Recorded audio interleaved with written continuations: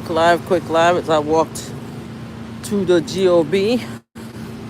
I didn't even know it was raining. I'm over here messing around with my phone in the rain. Next thing I know, I'm not gonna have the new phone anymore. Let me try to cover it up a little bit. Try to give it some cover. Oh, it's not gonna work. We're gonna do the best we can. Anyway, I could only talk for a few minutes before I have to go in my office. So anyway, I saw my Wiggins live just now. I just started looking at it and finished see it. And he said some very interesting comments. I said, let me come on here real quick. Now, I'm not trying to take away from Amal Wiggins' experience when it comes to black women at all. You know, I'm not Armon.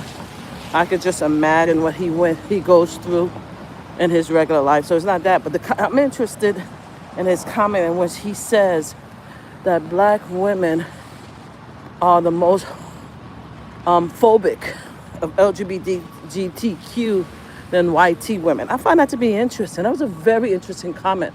I never really thought about it like that. And I wanted to talk about it, I said, because we know as a community that is the YT community in general who is fighting against all of our rights, right? Whether they intend to or not, by voting for Donald Trump and the Republican Party, all of our rights is in question right now. So how is it that it is the black community that he is saying are the most phobic of LGBTQ, especially black women? When he said that, I found it so interesting. I'm like, really? With everything that's going on in government and politics, really? Is us that's the problem? Then I started thinking about it a little bit more, and I said, okay, maybe black women are more vocal on the issue because a lot of black males are on the down low. They want to have their man is heterosexual, whereas their man is not, and they choose not to tell. So when it comes out, they are devastated, and they tell their. And now it becomes an issue between LGBT. It's the angle.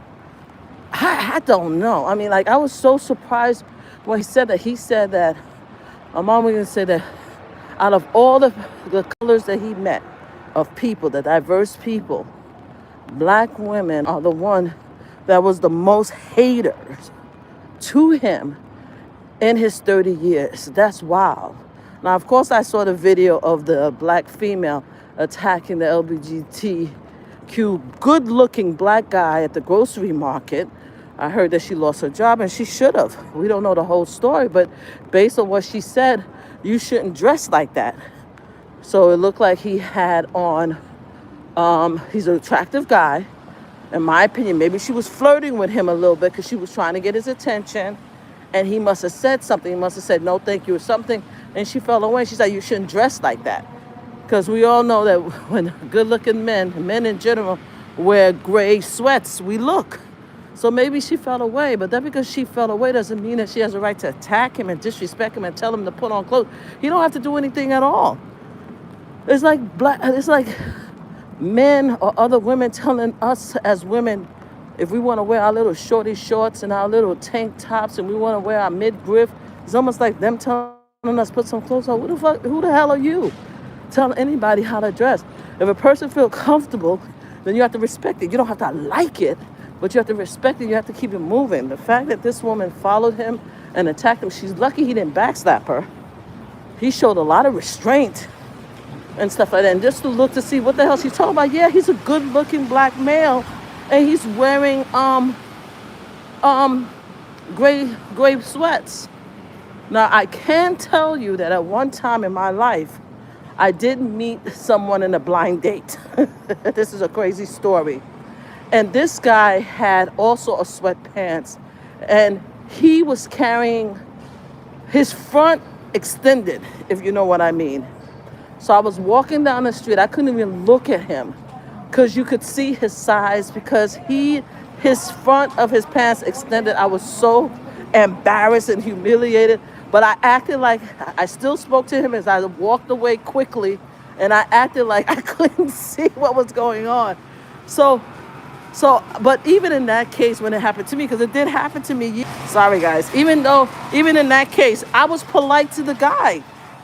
I didn't let scream, oh my God, look at you, you have a, blah, blah, blah, blah. I was like, you know something, let me get out of here. Because it was a blind date. I never met this guy, and we were in the street, so I didn't feel personally harmed. I just felt embarrassed. I felt embarrassed for myself. I felt embarrassed for him. So yeah, this has happened to me. So let's say this woman approached the guy, and she looked at his front, and he looked massive. But even in that case, there's nothing about what this guy wore and did warrant her attacking him at all. I think it was wrong. I'm glad they called her employees, and I hope that she does lose her job, and I hope that she learned from this lesson. But anyway, again, it was Armon comment that got me thinking, like, wow. Because I know a lot of people, and I know he has been talking about the black females hating on LGBTQ, hating on transgender. I've been hearing about that, but it looked like in this political environment, everybody's hating on everybody, right? So it was just very surprising when I heard Armon say that. So I'm wondering, do you guys think that he's right?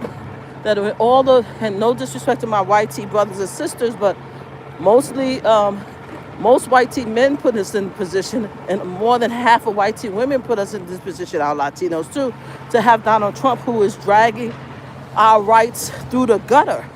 So is it fair to say that black women are the most hated LGBTQ males? I don't know. But I just found his statement to be interesting. All right, guys, you guys have a great day. Okay, bye-bye.